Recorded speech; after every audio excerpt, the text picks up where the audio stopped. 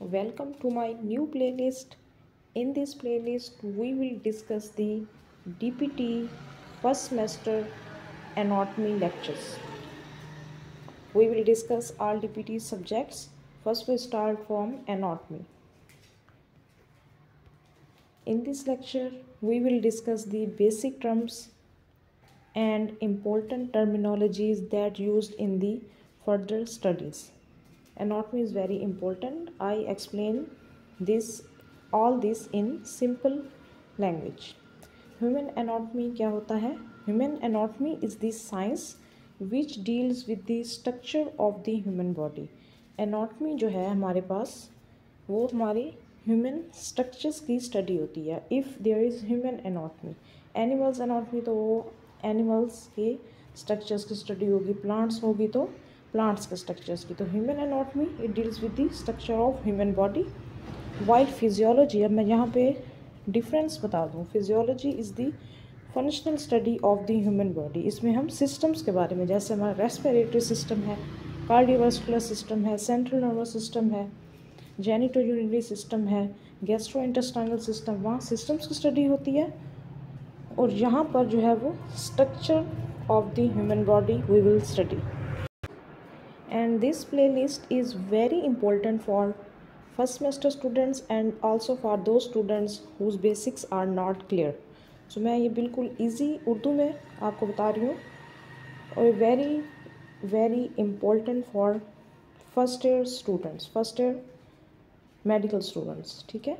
The term anatomy is drive from the Greek word. Anatomy जो word है ये Greek word है, anatome which means cutting up. हम इसमें स्ट्रक्चर्स पढ़ते हैं तो ये वहीं से निकला है. इट्स मीन्स कटिंग अप, चीज़ों को स्ट्रक्चर वाइज पढ़ना. While dissection is a Latin word equivalent of the Greek anatome. These two are not similar. मैं आगे इसको एक्सप्लेन करती हूँ. एनाटमी जो है वो ग्रीक वर्ड है, डाइसेक्शन हमारे पास लैटिन वर्ड है, और एनाटोम का मतलब होता है कटिंग अप.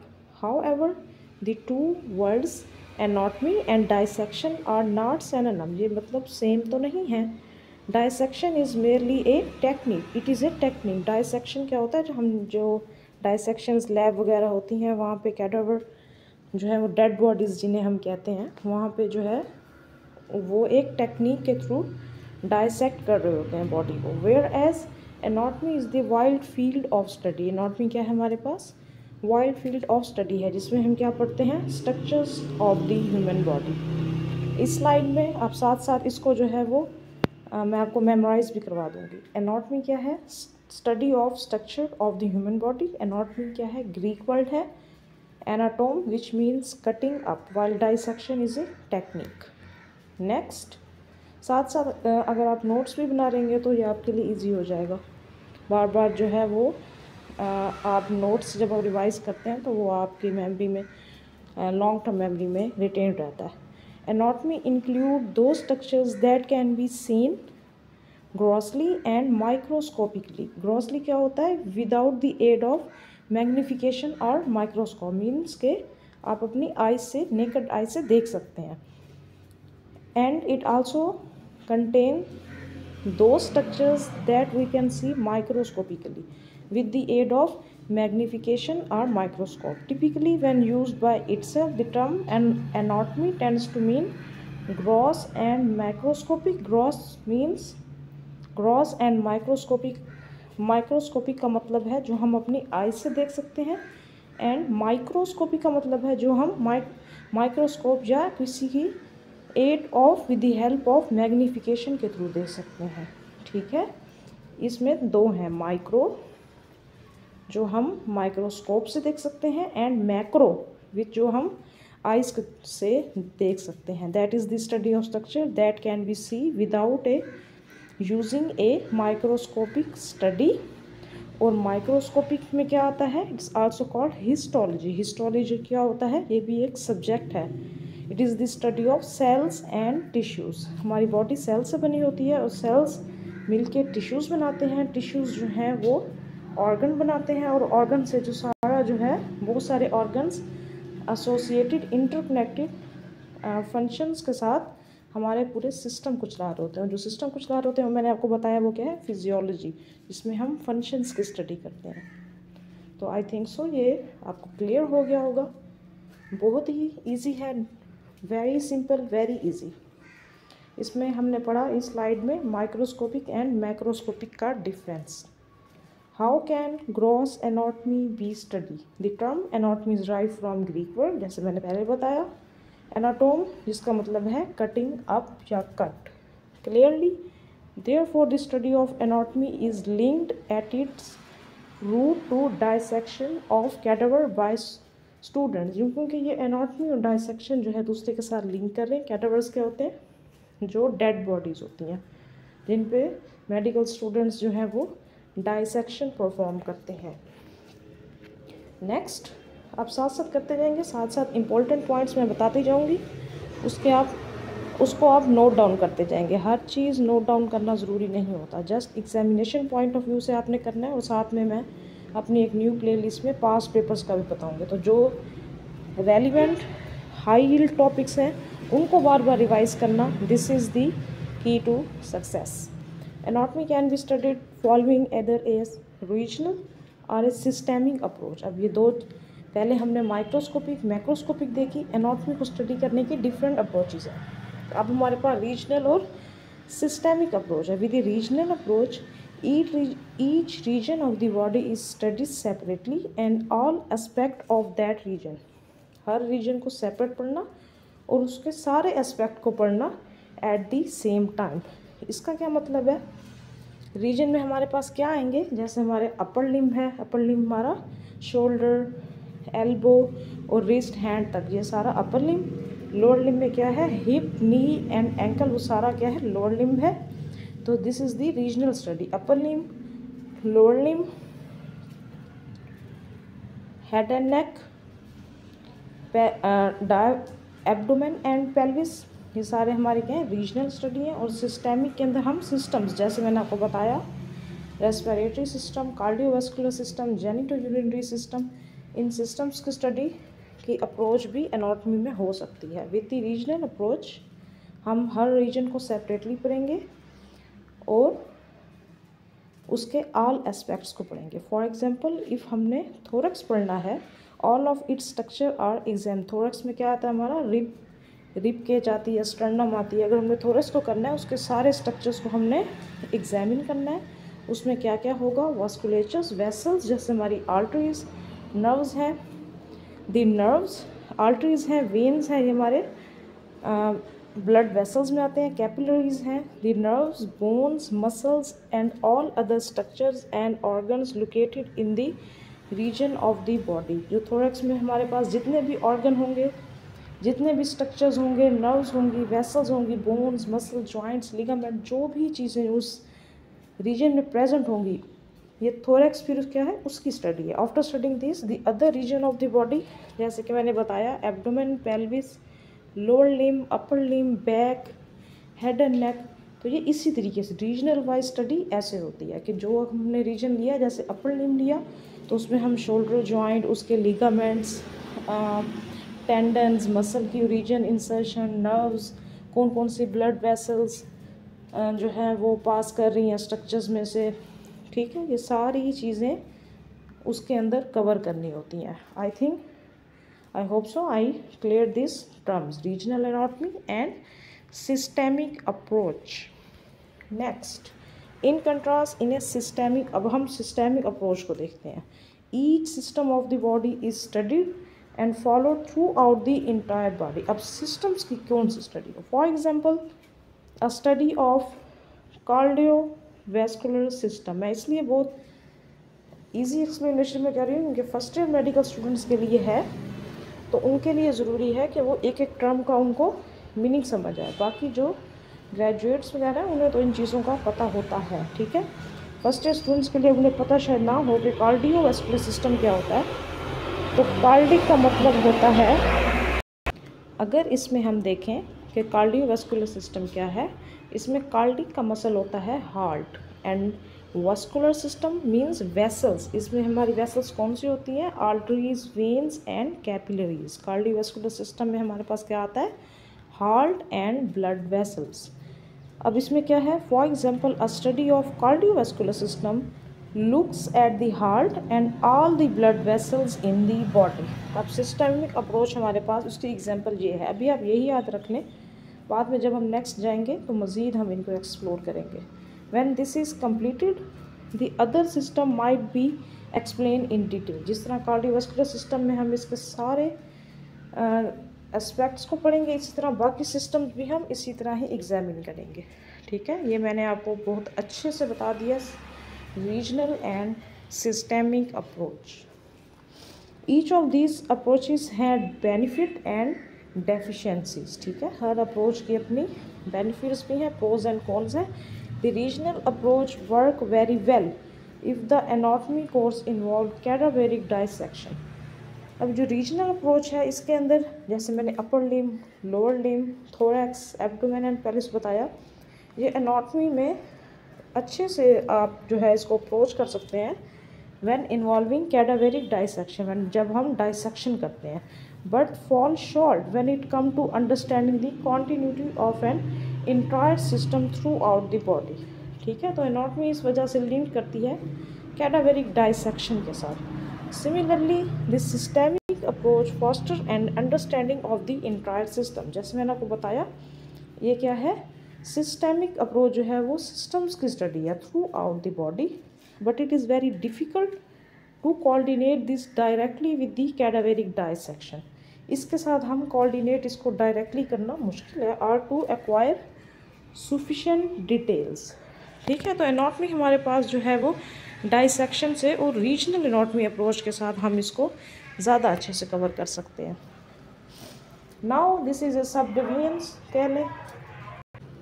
जैसे कि एनाटॉमी का मैंने आपको बताया कि ये वाइड फील्ड ऑफ स्टडी है, सो इसकी सब डिवीजन्स हैं बहुत ज़्यादा। ठीक है, या ब्रांचेस कह लें, ब्रांचेस ऑफ एनाटॉमी, सब डिवीजन्स ऑफ एनाटॉमी, जिसमें हमारे पास कैडावेरिक एनाटॉमी है। अब तो इस आपको अंदाज़ा हो गया होगा इसका कि कैडावेरिक एनाटॉमी में हम डेड बॉडीज़ को स्टडी करते हैं थ्रू डाइसेक्शन। लिविंग एनाटॉमी की एग्जांपल कैसे हो सकती है, जैसे कोई पर्सन आया तो जैसे डॉक्टर जो है वो पल्स देखते हैं, तो ये लिविंग पर्सन पर ही हो सकती है, या कोई अगर कोई स्वेलिंग वगैरह है बॉडी पर तो वो पैल्पेट करते हैं। This is the living anatomy. ठीक है, बहुत ही ईजी फॉर्म में मैंने बता दिया, सिंपल डेफिनेशन। ठीक है, एम्ब्रियोलॉजी क्या है, या हम कह लें डेवलपमेंटल एनाटॉमी।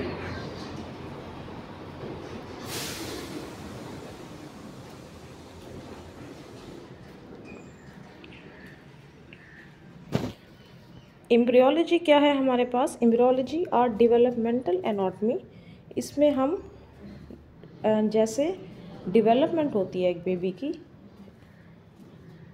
उसकी स्टडी करते हैं। हिस्टोलॉजी और माइक्रोस्कोपिक एनाटॉमी, ये भी मैंने आपको एक्सप्लेन कर दिया। It is the study of tissues. Surface anatomy और टोपोग्राफिकल एनाटॉमी, इसमें हम जैसे सरफेस लैंडमार्क्स होते हैं बोन्स वगैरह के, या फिर सरफेस एनाटॉमी में ये देखना कि कौन सा रीजन, कौन सा ऑर्गन किस जगह पर प्रेजेंट है, this is the surface anatomy. Radiographic और इमेजिंग एनाटॉमी, इसका भी आपको आइडिया होगा, जैसे CT scan, X ray, MRI, these are the radiographic anatomy. जब हम कोई भी स्ट्रक्चर को देखना चाहते हैं कि उसके अंदर कोई पैथोलॉजी और एनी काइंड ऑफ ट्यूमर और fracture, for we use X-ray, this is the radiographical anatomy. Comparative anatomy क्या होती है, जब हम एक रीजन को या फिर किसी और जो है वो लिविंग ऑर्गेनिज्म को एक दूसरे के साथ उनके फंक्शनल एस्पेक्ट्स को कंपेयर करते हैं, this is comparative anatomy. Physical anthropology, जिसमें हम जो है वो एंसेस्टर्स के जो है वो फीचर्स वगैरह ये देखते हैं, this is the physical anthropology. And the most important जो कि नेक्स्ट भी यूज़ होगी वो है एप्लाइड एनाटॉमी और क्लिनिकल एनाटॉमी। जब हम ये देखते हैं कि जो हम चीज़ें पढ़ रहे हैं ये हम क्लिनिकल एस्पेक्ट से कैसे जो है वो अप्लाई कर सकते हैं, दिस इज़ वेरी इंपॉर्टेंट। जब हम आगे जाके पढ़ेंगे क्लिनिकल एनाटॉमी और अप्लाइड एनाटॉमी। और कुछ एक्सपेरिमेंटल एनाटॉमी भी की जाती है। एक्सपेरिमेंटल जैसे नेम से ही है कि ये एक्सपेरिमेंट्स, आपको पता है एक्सपेरिमेंट्स वगैरह जो है वो एनिमल्स पे, रैट्स पे, इन चीज़ों पे किए जाते हैं, तो this is the experimental anatomy. ये आप डेफिनेशंस वगैरह आप इन्हें देख लेंगे। ये सब डिवीजन्स हैं एनाटॉमी की, और क्या है, या आप कह लें ब्रांचेस ऑफ एनाटॉमी। अब हम कुछ ऐसी टर्म्स के बारे में पढ़ेंगे जो हम नेक्स्ट भी यूज़ करेंगे। पूरी जो है वो जहाँ जब जब एनाटॉमी पढ़ेंगे वहाँ वहाँ ये टर्म्स यूज़ होंगी। हमने बेसिक पढ़ लिया एनाटॉमी क्या होती है, किन किन तरीके से स्टडी की जाती है, ब्रांचेस क्या है एनाटॉमी की। Next we discuss the terms related to the position and movement. First of all positions हैं anatomical position, when person is standing straight with eyes looking forward, both arms by the side, palms facing forward, both feet together। जब एक person इस position में खड़ा होगा, this is called anatomical position. इसकी pictorial form भी है, ये आप देख सकते हैं। दिस इज द फ्रंट और this is the back. You can see this position is the anatomical position. ये डिफाइन अक्सर पूछ लेते हैं, सो दिस इज़ इम्पोर्टेंट, इस पर आप मार्क लगा दें। साथ साथ मैं इम्पोर्टेंट भी बताती जाऊंगी आपको। सुपाइन पोजीशन, अभी पोजीशंस हम पढ़ रहे हैं, ठीक है। Anatomical position, supine position, this is the second, when a person is laying on his और her back, arms by the side, palms क्या होते हैं, हथेली, palms facing upward and feet put together, this is the supine position. It's also important, MCQs वगैरह में पूछ सकते हैं। This is the supine position and इसकी अपोजिट, बिल्कुल opposite, this is the prone position. इसमें जो है ये सीधा लेटा हुआ है और ये उल्टा लेटा हुआ है, बस इतना सा डिफरेंस है। This is totally opposite to each other. Supine, prone position, these are important. Person laying on his और her face, chest and abdomen, this is the prone position. This is the third position. First we discussed anatomical position, supine position and prone position. This is the lithotomy position. This is the fourth position, lithotomy position. Lithotomy position, person laying on her back with arms up and feet supported in straps. This position is mostly used during delivery of the baby. ये पूछा जा सकता है for MCQs. It's important. This position is for lithotomy position is for delivery of the baby. These are the straps, arms supported on the straps are also, feet are also supported, legs don't touch, knee bend, and you can see buttocks to edge of the table. This position is lithotomy position. हमने positions cover कर ली हैं. Now we will start the planes of the body. There are 3 planes of the motion that pass through the human body. ये आपने याद रखने हैं. This is important for MCQs point of view. Sagittal plane, frontal plane and the transverse plane. Transverse plane को हम horizontal plane भी कहते हैं. इन सब के जो है वो 2 names हैं, वो भी आपने याद रखने हैं कि किस plane को उसका second name क्या है. Sagittal plane. Sagittal plane lies vertically and divide the body into right and left part. ये आपने याद रखना है कि बॉडी को इस तरह डिवाइड करना कि वो राइट और लेफ्ट में इक्वली डिवाइड हो जाए. The mid sagittal or medial plane is in the midline. It would pass through the midline structure, navel or spine. Spine और navel हमारे midline पे होते हैं, ठीक है. Sagittal plane को हम medial plane भी कहते हैं. अब ये आपने याद रखना है. Sagittal plane को हम medial plane भी कहते हैं.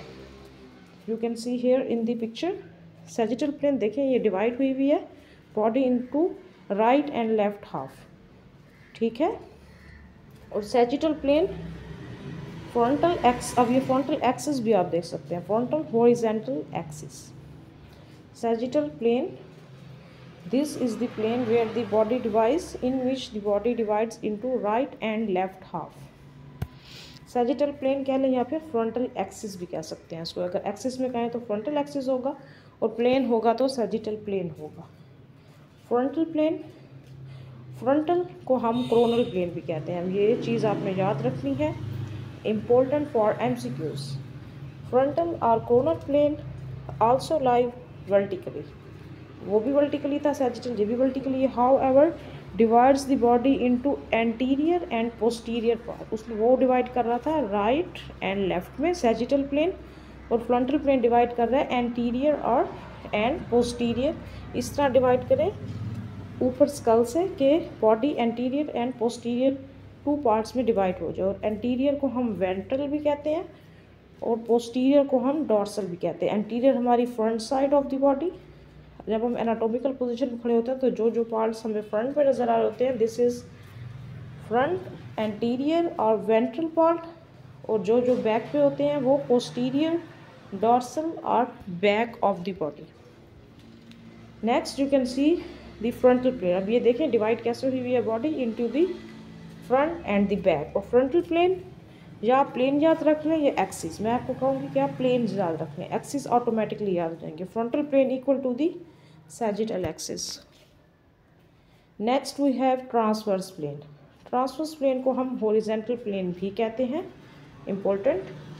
ये ट्रांसवर्स प्लेन जैसे कि नेम से ही है, हॉरिजॉन्टल आपको पता है कैसे होता है, and divide the body into superior and the inferior half. जैसे बॉडी है इसको सुपीरियर एंड इंफीरियर हाफ में हॉरिजॉन्टली डिवाइड कर देना। A transverse plane also known as axial plane और क्रॉस सेक्शनल। देखें इसके नेम्स आप देख लें, एक्सियल प्लेन और cross sectional. Divide the body into head and the tail portion. Head portion को हम क्रेनियल कहते हैं और टेल को हम कॉर्डल कहते हैं। ये भी आपने याद रखना है, क्रेनियल एंड कॉर्डल। ये अभी आपको डिफ़िकल्ट लग रही है, जैसे जैसे हम इनको डेली रूटीन में बार बार रिपीटली पढ़ेंगे ना, तो ये आपको फिर बार बार ये तंग नहीं करेंगी, ये आपको फिर याद रहेंगी। The movement in this plane is not affected by gravity, so it's gravity free. Weak muscle are trained in this plane. जो वीक मसल्स होते हैं, मसल जब वीक हो जाते हैं, जब उनमें टोन कम हो जाती है, वो इन प्लेन में हम उनको ट्रेन करते हैं। वीक मसल्स क्या होते हैं, टाइट मसल्स क्या होते हैं, ठीक है। वीक मसल्स क्या होते हैं, लूज़ होते हैं। टाइट मसल्स क्या होते हैं, स्टिफ होते हैं। तो ये चीज़ें हम आहिस्ता आहिस्ता नेक्स्ट भी पढ़ेंगे और आपकी इन पे ग्रिप हो जाएगी। वीक मसल्स को कैसे ट्रेन करना है और स्टिफ मसल्स को, स्पैज्म अगर है, टाइट मसल्स हैं, वो कैसे पढ़ेंगे, ठीक है। वीक मसल आपने याद रखना है, they are train in horizontal और transverse plane, axial plane, cross sectional plane, ठीक है। इनमें उन्हें ट्रीट करते हैं। Next, terms used in relation to trunk. Trunk में हमारे पास क्या आता है, जो ट्रंक का पोर्शन होता है हमारा, रिब केज वगैरह, वो हमारा ट्रंक में आता है। जो थोरैक्स हमारा पोर्शन होता है, नीचे एब्डोमेन, ऊपर थोरैक्स का पोर्शन होता है, यहाँ पे आर्म, तो वो हमारा कौन सा पोर्शन है, ट्रंक का पोर्शन है, ठीक है। ट्रंक के पोर्शन में कौन कौन से टर्म्स हैं, वेंट्रल, और जैसे मैंने आपको पहले बताया एंटीरियर, उसको हम वेंट्रल भी कहते हैं। एंटीरियर जैसे एंटीरियर साइड है, back of this is posterior, posterior को हम डॉर्सल भी कहते हैं। और ये सारी टर्म्स जो हैं वो बहुत इंपॉर्टेंट है। बेशक आप 2-3 दफ़ा वीडियो को बार बार देखें ताकि आपको मेमोराइज हो जाए, उनके नोट्स बनाएं, बार डेली इनको जो है वो पढ़ें, ठीक है। फिर ही ये चीज़ें जो हैं वो रिटेन रहती हैं, वैसे तो फिर ये भूल जाती हैं। साथ साथ इनको रोज़ाना पढ़ना है। Medial and the lateral. What is medial, what is lateral. जो चीज़ हमारे बॉडी के मिड लाइन से, ये मीडियल है, मिड लाइन है ना, इस मिड लाइन से करीब होगी वो मीडियल होगी, जो इससे दूर होगी वो क्या होगी, लैटरल होगी। अब शोल्डर इज़ मीडियल है, और अगर रिस्ट जॉइंट को देखें हमारे पास हैंड, तो this is the on the lateral. Proximal है, क्रेनियल है, या हम सुपीरियर भी क्या है, जैसे हेड हमारे पास क्या है प्रॉक्सिमल, क्योंकि मिड लाइन के करीब है, प्रॉक्सिमल है, क्रेनियल है, सुपीरियर है, और डिस्टल, कॉर्डल और इन्फीरियर। जैसे शोल्डर हमारे पास प्रॉक्सिमल जॉइंट है, रिस्ट हमारे पास क्या है, डिस्टल जॉइंट है। तो इसके 3 नेम्स हैं, क्रेनियल, प्रॉक्सिमल, सुपीरियर, और डिस्टल क्या है, डिस्टल हमारे पास कॉर्डल है, कॉर्डल को हमने टेल कहा था ना, और इन्फीरियर है, ठीक है। मीडियल लेटरल क्या है, जैसे हमारा ये रिस्ट जॉइंट है, हैंड है हमारा, इफ़ दिस इज़ हैंड, तो थंब साइड है वो हमारी मीडियल, वो हमारी लेटरल है क्योंकि वो अवे फ्रॉम द बॉडी है, और जो हमारी लिटिल फिंगर है जहाँ पे, वो हमारी क्या है, मीडियल है, वो टुवर्ड्स द बॉडी है। Superficial and the deep. Superficial क्या होता है? जो चीज़ स्किन के करीब होती है, near to the skin, that is superficial. और जो चीज़ें डीप होती है, जैसे किडनीज हमारी डीप हैं, तो वो हमारे पास डीप की एग्जांपल में आएंगी। Ipsilateral and contralateral. इप्सिलेटरल क्या होता है? Same side of the body. अगर राइट आर्म है और राइट लेग है, दिस इज इप्सिलेटरल। और अगर लेफ्ट आर्म है और राइट लेग है, दिस इज कॉन्ट्रालेटरल। जैसे क्रॉस बना रही होंगी वो कंट्रालेटरल होंगी, जो सेम साइड पे होंगी वो इप्सिलेटरल होंगी। Invagination and इवेजिनेशन। इनवेजिनेशन क्या होगी? जब एक चीज़ उसमें पिंच होगा वो इनवेजिनेशन होगी, और एक चीज़ जो बाहर प्रोट्यूड कर रही होगी वो हमारे पास इवेजिनेशन, जैसे हर्निया होता है, वो हमारे पास इवेजिनेशन की एग्जाम्पल होता है। So this is the term related to the trunks and it is very important for MCQs। Next, ये आप देख सकते हैं, this is the anterior view. जो मैंने आपसे कहा, जब पर्सन फ्रंट पे होगा एंटीरियर व्यू है, ये हमारे पास वेंट्रल व्यू है। और जब ये साइड पे है तो हमारे पास क्या है? लेटरल व्यू है। This is the right side of a person, this is the left side. ये हमारे पास प्रॉक्सिमल पार्ट है, ये हमारे पास डिस्टल पार्ट है। Proximal is towards the body and distal is away from the body. ये हमारे पास medial है, दिस बॉर्डर और shoulder is the medial and this is the lateral. ये हमारे पास एंटीरियर और वेंट्रल साइड है, ये हमारे पास पोस्टीरियर और डॉर्सल साइड है। ये सुपीरियर है, ये इन्फीरियर है। इन चीज़ों को आप बार बार देखेंगे, then this become easy for you. This is proximal, this is distal, this is cranial, ये हेड है, हेड की तरफ cranial, this is caudal, this for tail. बार बार आप इनको देखेंगे, रिवाइज करेंगे, these things become easy. These are the directional references. अब हमने ट्रंक के देख लिए terms used in relation to the upper lip, anterior और वेंट्रल, पोस्टीरियर और डॉर्सल। अब मुझे ये बताने की ज़रूरत नहीं है, अब आपको आइडिया है एंटीरियर क्या होता है। Medial border, lateral border. Medial border is towards the mid line and lateral is away from the mid line. Proximal, proximal क्या है हमारे पास? प्रॉक्सिमल जॉइंट, जैसे शोल्डर प्रॉक्सिमल जॉइंट है, ठीक है। पॉल्मर, डॉर्सल क्या है? जैसे हैंड की हथेली वाली साइड, पाम साइड पॉल्मर है, और उसकी अपोजिट साइड क्या है? डॉर्सल है। फ्लेक्सर और एक्सटेंसर क्या है? जैसे हम एल्बो जॉइंट, जब हम अपना बिल्कुल सीधा कर लेते हैं शोल्डर को, एल्बो को भी स्ट्रेट कर लेते हैं, this is the position of extension. जब हम एल्बो बेंड कर लेंगे तो this is the position of flexion. अभी आप ये याद रख लें, बाद में हम इनकी और एग्जांपल्स भी देखेंगे, फ्लेक्शन एंड एक्सटेंशन। और इनकी अपनी क्या होती है? एक रेंज ऑफ मोशन होती है, ठीक है, वो भी हम पढ़ेंगे। ROM क्या होती है बाद में Aahista Aahista. Flexion and extension क्या होती है? एल्बो फ्लेक्स होती है, दिस इज़ द फ्लेक्शन। जैसे नी है, नी भी जब बेंड होती है तो वो फ्लेक्शन में होती है, और जब वो हम सीधी कर लेते हैं, this is in the extension. This you can see in the picture. This is the ventral side or anterior side or palmar side, ठीक है। We see mostly flexor or pronator group here। जब हम इस तरीके से hand को करते हैं तो यहाँ पे हमें फ्लेक्सर और प्रोनेटर्स कौन से होते हैं? जो प्रोनेशन करवाते हैं, कि मसल्स होते हैं, प्रोनेटर टीरियस, प्रोनेटर क्वाड्रेटस, वो हम सब पढ़ेंगे बाद में। This is the dorsal surface, this is the back of the hand, this is dorsal और पोस्टीरियर सरफेस। और यहाँ पे हम क्या देखते हैं? एक्सटेंसर और सुपिनेटर्स, ठीक है। ये पोजीशन क्या है? सुपाइन की है, और ये पोजीशन कौन सी है? प्रोनेशन की है। ये सुपिनेशन है, ये प्रोनेशन है, और यहाँ पे हमारे पास प्रोनेटर्स है, और यहाँ पे मसल्स कौन से हैं? सुपिनेशन करवाते हैं, ठीक है। This you can see is the ulnar side, this is the radial. Thumb side पे हमेशा हमारी रेडियल साइड होगी। And on the back of the hand, this is the lateral epicondyle of the humerus. ये आप देख सकते हैं, lateral epicondyle of the humerus. और यहाँ पे अल्ना है, ये क्या है? Olecranon process of ulna. यहाँ पे क्या है? प्रोनेटर और flexor group. Crust of the ulna divide the two groups on the dorsal side. Head of, जहाँ पे आप बस एज ए बिगनर आप इतना याद रख लें, this is the Palmer side, this is the dorsal side, posterior side, this is the anterior side, ठीक है।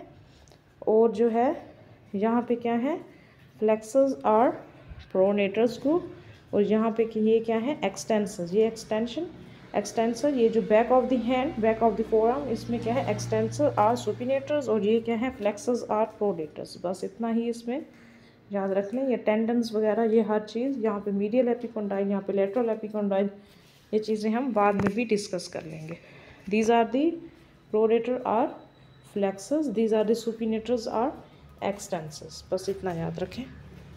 Next, trunks used in relation to lower limb. हमने ट्रंक देख लिया, अपर लिम्ब देख लिया, अब लोअर एक्सट्रीमिटी की बात करते हैं, जिसमें हमारे पास पोस्टीरियर साइड है, एंटीरियर साइड है, मीडियल है, लेटरल है, फ्लेक्शन, एक्सटेंशन, जैसे नी को बेंड करते हैं, जैसे दी फ्लेक्शन, जब उसको स्ट्रेट करेंगे तो एक्सटेंशन। इसमें हमारे पास प्रॉक्सिमल हमारा कौन सा होगा, जैसे हिप जॉइंट है तो वो हमारा क्या है, प्रॉक्सिमल है, और हमारा एंकल जॉइंट क्या है, डिस्टल जॉइंट है।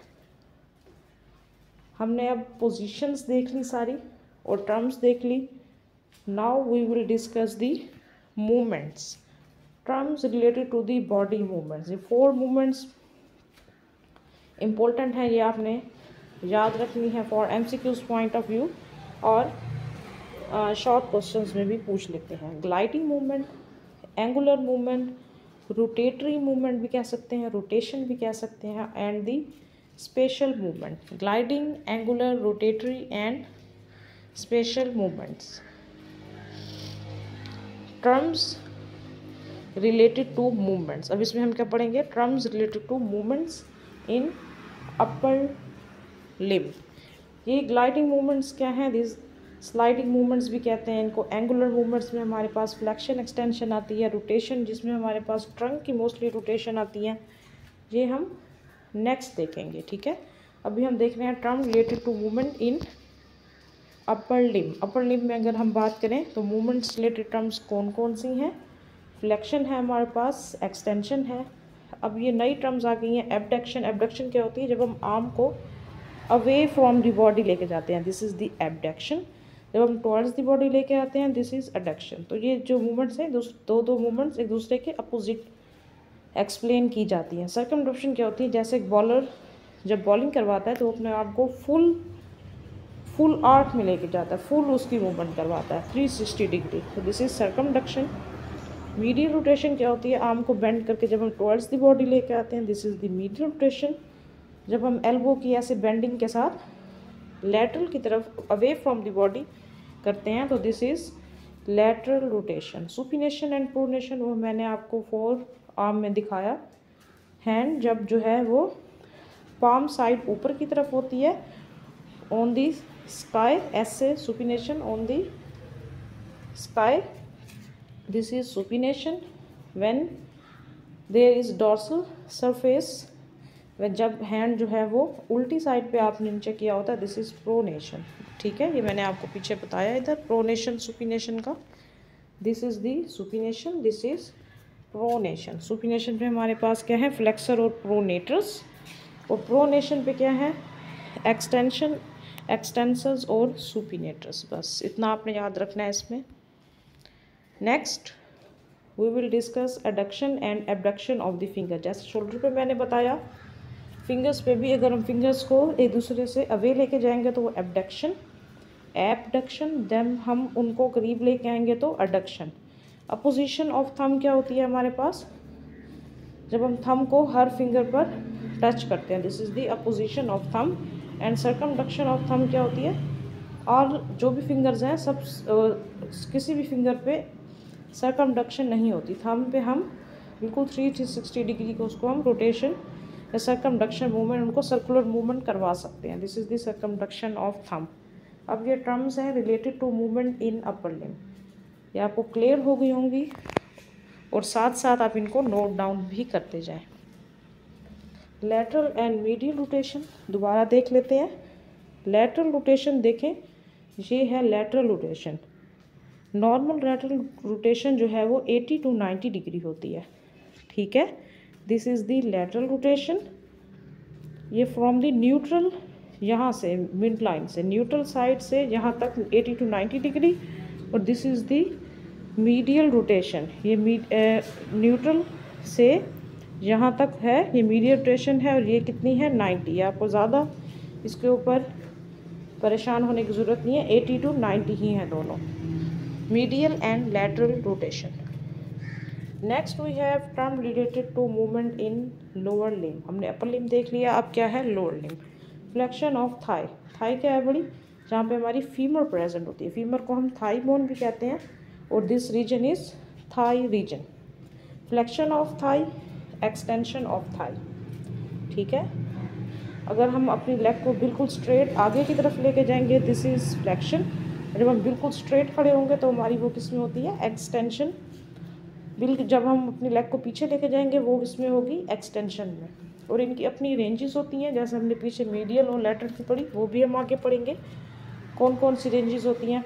एबडक्शन और अडक्शन जैसे मैंने शोल्डर में बताया और फिंगर्स में बताया। एबडक्शन क्या होती है, जब हम अपनी लेग को, थाई को, लेग रीजन को, लोअर लिम्ब को हम अवे फ्रॉम द बॉडी लेके जाएंगे तो ये एबडक्शन होगी, और टुवर्ड्स द बॉडी लेके आएंगे तो अडक्शन होगी। Medial rotation, lateral rotation. इसी तरह जब हम हिप को, अपने फुट को अंदर की तरफ मूव करेंगे दिस इज मीडियल रोटेशन, क्योंकि टुवर्ड्स दी मिड लाइन आ रहा है। जब हम अवे फ्रॉम द बॉडी लेके जाएंगे तो lateral rotation. Flexion of the knee, जब नी को बेंड करेंगे तो flexion. Extension of the knee, जब नी स्ट्रेट होगी दिस इज इन एक्सटेंशन। और आपको पता है एक्सटेंशन जो है वो 0 डिग्री पे होती है। तो ये जो रेंज ऑफ मोशंस मैं आपको सिंपल बता रही हूँ ये अभी याद रख लें, बाद में जो बाकी जॉइंट्स की रह जाएंगी वो हम बाद में देखेंगे। डॉर्सीफ्लेक्शन, अभी आपको पता हो डॉर्सीफ्लेक्शन क्या होती है और प्लांटर फ्लेक्शन क्या होती है। डॉर्सीफ्लेक्शन के जब हम फुट को ऊपर की तरफ मूव करेंगे दिस इज डॉर्सीफ्लेक्शन, जब फुट को हम नीचे की तरफ मूव करेंगे this is plantar flexion. Inversion and eversion. Inversion means in, जब फुट को टुवर्ड्स द बॉडी लेके आएंगे, inversion away from the body लेके जाएंगे तो ईवर्जन। तो ये सारी terms related to the movements हैं, बॉडी की मूवमेंट्स हो रही हैं और ये टर्म्स हम कौन कौन से यूज़ करेंगे उसमें।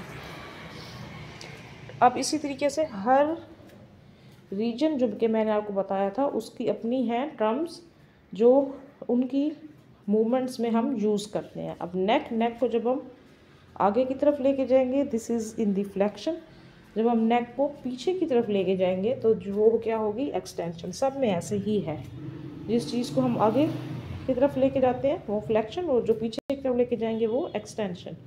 लैटरल फ्लेक्शन क्या होती है, जब नेक को हम एक शोल्डर की तरफ बेंड कर लिया, राइट की तरफ बेंड करेंगे, एयर्स अगर हम टच करेंगे राइट शोल्डर पर तो this is the lateral flexion. Rotation क्या होगी, जब हम राइट साइड पे अपना हेड टर्न करके देखेंगे या लेफ्ट साइड पे टर्न करके देखेंगे this is the right rotation, left rotation. Okay, neck में हमारे पास ओपनिंग और क्लोजिंग ऑफ द माउथ, ये तो आपको पता है ये ओपनिंग क्लोजिंग क्या होती हैं।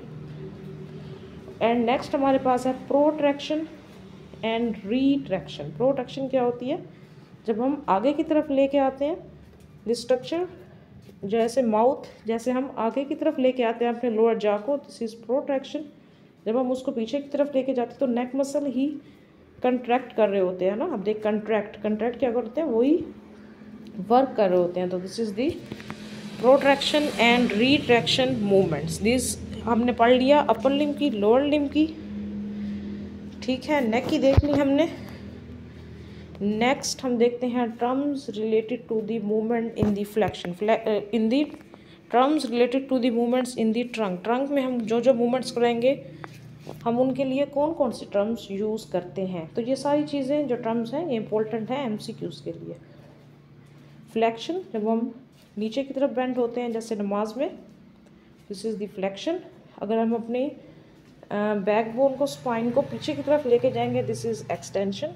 लैटरल फ्लेक्शन क्या होगी, जब हम वन साइड पे बेंड करेंगे एदर ऑन द राइट और द लेफ्ट। लैटरल रोटेशन क्या होती है, जब हम उस साइड पे अपनी पूरी ट्रंक को मूव करके देखेंगे। इस तरह नेक में भी ऐसे ही था, जब हम नेक को साइड पे मूव करके देखेंगे तो वो लैटरल रोटेशन होगी, ठीक है। नेक और ट्रंक की सेम टर्म्स हो रही हैं। Terms use for describing muscles. अब मसल्स की आ गई हैं, मसल सारी जो है वो इम्पोर्टेंट है।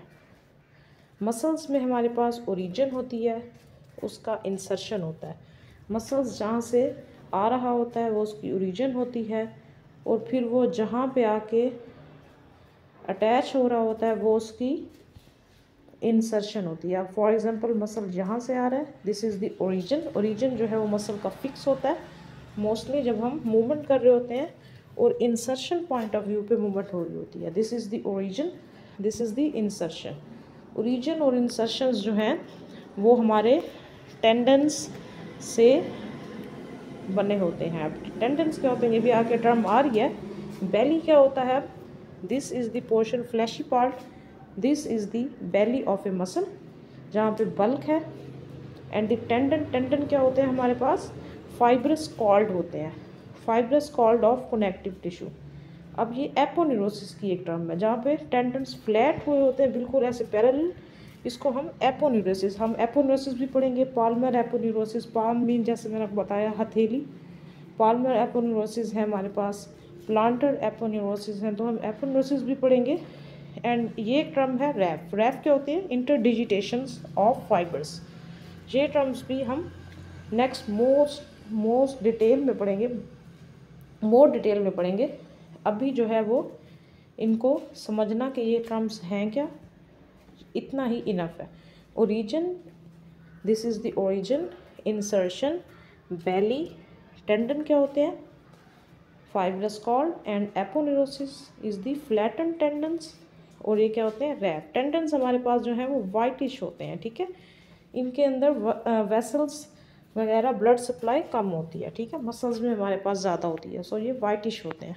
ब्लड सप्लाई होगी तो उनका कलर पिंकिश और रेडिश होगा, ठीक है। ये वाइटस फाइब्रस कॉर्ड्स होते हैं ऑफ कनेक्टिव टिश्यूज़।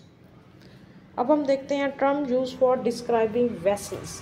वेसल्स में मैंने आपको बताया कि हमारे पास आर्टरीज होती हैं, वेन्स होती हैं और कैपिलरीज होती है। आर्टरीज जैसे ही हार्ट हमारा पंप करता है तो आर्टरीज के थ्रू ब्लड पूरी बॉडी में जाता है, फिर वो कैपिलरीज के थ्रू एक्सचेंज होता है, हमारे सेल्स को ऑक्सीजन न्यूट्रिएंट्स मिल जाते हैं, और फिर वो वेन्स के थ्रू जो डीऑक्सीजनेटेड, क्योंकि उसमें अब ऑक्सीजन नहीं है, वो हमें सेल्स और टिश्यूज़ में डिस्ट्रीब्यूट हो चुकी है, तो वेन्स के थ्रू डीऑक्सीजनेटेड ब्लड हमारे हार्ट में, हमारे लंग्स में, फिर उसके बाद हार्ट में जाता है। आर्टरीज, वेन्स एंड कैपिलरीज, ये मैंने आपको बता दिया ये क्या होती है। एंड एनास्टमोसिस, एनास्टमोसिस क्या होते हैं, ओपनिंग आउटलेट, जहाँ पे जो है मीन्स अगर एनास्टमोसिस क्या होगा, अगर कोई एक स्ट्रक्चर है वहाँ पे आर्टेरियल ब्लॉकेज है, अगर कोई क्लॉट वगैरह बन गया तो एनास्टमोसिस के थ्रू क्या होता है कि कोलेटरल सर्कुलेशन प्रेजेंट होती है। अगर एक आर्टरी ब्लॉक है तो वहाँ पे और कोई आर्टरी प्रेजेंट होगी उस स्ट्रक्चर्स को सप्लाई करने के लिए। अगर वो सप्लाई करने के लिए नहीं होगी तो वो सेल्स एंड टिश्यूज़ डाई होना शुरू हो जाएंगे। तो terms use for describing vessels में हमारे पास arteries, veins, capillaries and anastomosis present हैं। आई थिंक मैं बहुत ही एक्सप्लेन कर रही हूँ चीज़ों को, और बहुत अच्छे से जो है वो आपको समझ आ भी जाएंगी। साथ साथ आप इनको नोट डाउन करते जाएं ताकि एग्जामिनेशन में आपको डिफ़िकल्टी ना हो, और इम्पोर्टेंट भी मार्क कर लें। Terms use for describing bone features. Muscles देखे हमने, ब्लड वेसल्स देखी, अब हम बोन्स के बारे में देखते हैं। बोन्स में क्या होता है हमारे पास, एलिवेशंस होते हैं। एलिवेशंस आप एक उभार को कहते हैं। डिप्रेशन होते हैं, जैसे कोई चीज़ अंदर की तरफ होती है तो उसको हम डिप्रेशन कहते हैं। कुछ ओपनिंग्स होती हैं हमारे, जैसे हमारे पास बोन थी उसके अंदर फोरामिना होते हैं, वो क्या होती है, ओपनिंग्स होती है जहाँ से बोन को ब्लड सप्लाई होती है। कुछ कैविटीज़ होती हैं हमारी बोन में, ठीक है। स्मूथ आर्टिकुलर एरियाज़ होते हैं, आर्टिकुलर जहाँ पे आर्टिकुलेशन, जहाँ पे आके जाहिर है बोन्स हैं, बोन्स के ऊपर ही टेंडन्स आके अटैच होंगे मसल्स के, और फिर वो दूसरी बोन पे आके अटैच होंगे, तो वो आर्टिकुलर एरियाज़ होते हैं, ठीक है। तो these are the terms use for the bones. Elevations, these are the उभार होते हैं। डिप्रेशंस होते हैं हमारे पास, तो इन चीज़ों पे क्या अटैच होते हैं, लिगामेंट्स, टेंडन्स, ये चीज़ें। ओपनिंग्स होती हैं हमारे पास, कैविटीज़ होती हैं हमारे पास, सबके डिफरेंट डिफरेंट फंक्शन हैं। हम इनको आगे डिटेल में भी पढ़ेंगे, अभी के लिए इनका एक एक पॉइंट, एक डिफाइन ही याद रख लेना काफ़ी है। Clinical anatomical terms. ये बहुत इंपॉर्टेंट है जब हम, जैसे मैंने आपको बताया, clinical anatomy, applied anatomy, very important. तो ये आप बहुत ही आपने अच्छे से करनी है। Lecture is about to end. Okay, very important lecture for first year students. Itis means क्या होता है? आइटिस मीन, जहाँ पे आइटिस आएगा इट्स मीन्स इन्फ्लेमेशन। जैसे हमारे पास कार्डाइटिस होता है, उस मीन्स कार्डिक इन्फ्लेमेशन। हेपेटाइटिस होता है, लिवर इन्फ्लेमेशन। ठीक है, आइटिस मीन्स इन्फ्लेमेशन। एक्टोमी क्या होता है? किसी चीज़ को बॉडी से रिमूव कर देना, जैसे गैस्ट्रेक्टोमी, स्टमक को रिमूव कर देना। These are the things we can use in surgery. ठीक है, और ये क्लिनिकल एनाटॉमी उसी के लिए ये है कि हम ये जो एनाटॉमिकल टर्म्स हैं ये हम अप्लाई कैसे कर सकते हैं इन आवर क्लिनिकल्स। ओटोमी क्या होता है हमारे पास?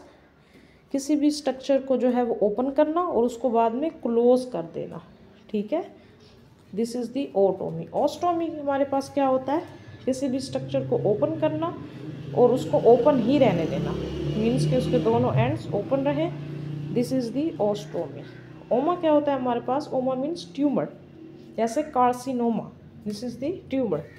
प्यूबर्टी हमारे पास क्या होता है? वो एज जब जो है वो प्यूबर्टी अचीव हो जाती है, this is the age of, कहते हैं प्यूबर्टी, अडल्ट। ठीक है, सिम्टम्स एंड साइंस, इन दो का डिफरेंस मैं आपको बताती हूँ। सिम्टम्स वो होते हैं जो पेशेंट आके डॉक्टर को बताता है, ये अक्सर पूछते हैं इन एमसीक्यूज। सिम्टम्स, जैसे पेशेंट का है कि मुझे जो है वो हेडेक हो रहा है, पेन हो रही है, तो these are the symptoms. Headache किसी को नज़र नहीं आ रहा, डॉक्टर को नज़र नहीं आ रहा, पेन उसको नज़र नहीं आ रहा, पेशेंट बताएगा तो वो doctor can note down, this is the symptom. Signs क्या होंगे? अगर पेशेंट की स्किन कलर चेंज है, एनी काइंड ऑफ स्वेलिंग, कोई सूजन है, तो these are the signs that the doctor note. Diagnosis क्या होता है? जब भी हम किसी डिज़ीज़ के साइंस एंड सिम्टम्स को देखते हैं उसके रिजल्ट में हम क्या बनाते हैं? Diagnosis, mean तशखीस। प्रोग्नोसिस क्या होता है? डॉक्टर जो है वो एक डिज़ीज़ का एक प्रोग्नोसिस होता है जो कि वर्ल्ड वाइड यूज होता है। प्रोग्नोसिस क्या होता है कि एक डिज़ीज़ है, डॉक्टर ने उसको डायग्नोस किया तो वो उसका ये भी साथ में बताएंगे कि ये कब तक ठीक हो जाएगी, this is the future prediction. ठीक है, ये एक प्रोग्नोसिस होता है, ये भी एक स्टडी होती है। Sign, symptoms, diagnosis, prognosis. Pyrexia क्या होता है? It is a fever. Fever को हम पायरेक्सिया भी कहते हैं। ठीक है, ये एमसीक्यूज वगैरह के लिए इंपॉर्टेंट है। लीजन क्या होता है? लीजन इज़ इंजरी, जैसे नर्व्स की इंजरीज होती है, मसल्स इंजरीज होती हैं, लिगामेंट्स, तो उसको हम क्या कहते हैं? लीजन। Lesion is injury. ये सारे आप नोट डाउन कर लें। Next, inflammation.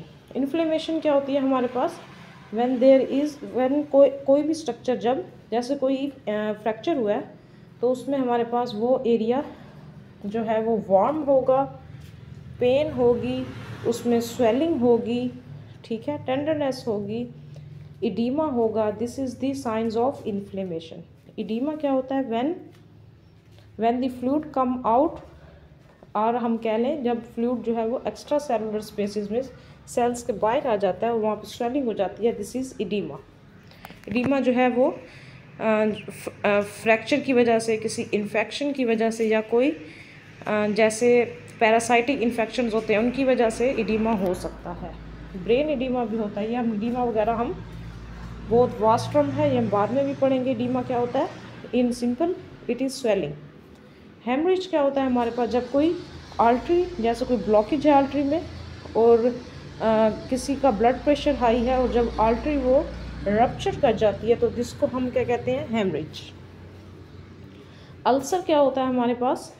जैसे गैस्ट्रिक अल्सर्स होते हैं हमारे पास, ठीक है, उसमें पेप्टिक अल्सर है, ये सब चीज़ें जो हैं वो हमारे पास किस में आती हैं? अल्सर्स में आती हैं। इसके अंदर इन्फेक्शन भी होता है। नेक्रोसिस, नेक्रोसिस हमारे पास क्या होते हैं? जब एक सेल डेड हो जाता है तो उसको हम क्या कहते हैं? नेक्रोसिस। नेक्रोसिस में भी फिर डिफरेंट हमारे पास कंडीशंस होती हैं। डीजनरेशन हमारे पास क्या? जब कोई चीज़, जब कोई स्ट्रक्चर, टिश्यू डिस्ट्रॉय हो जाता है और वो अपना फंक्शन परफॉर्म नहीं करता, this is pathological terms, this is the degeneration. Atrophy क्या होता है? जब मसल में साइज क्या होता है? कम हो जाता है, reduce size in the cell in any kind of structure there is reduce in the cell, this is the atrophy. ये मैं सिंपल आपको बता रही हूँ, इनको हम नेक्स्ट भी डिटेल पढ़ेंगे। हाइपरट्रॉफी क्या होता है? जब एक सेल उसका size increase more than normal, this is hypertrophy. Hyperplasia क्या होता है?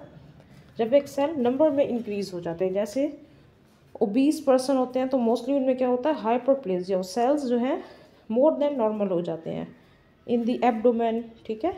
हाइपोप्लेजिया क्या होता है? जब उनके नॉर्मल नंबर से कम हो जाते हैं, दिस इज हाइपरप्लेजिया। इसी तरह हमारे पास एप्लेजिया की टर्म है, जब हमारे पास जो है वो सेल्स कम हो जाते हैं, ठीक है, या नहीं वहाँ पे प्रेजेंट नहीं होते, दिस इज दी एप्लेजिया।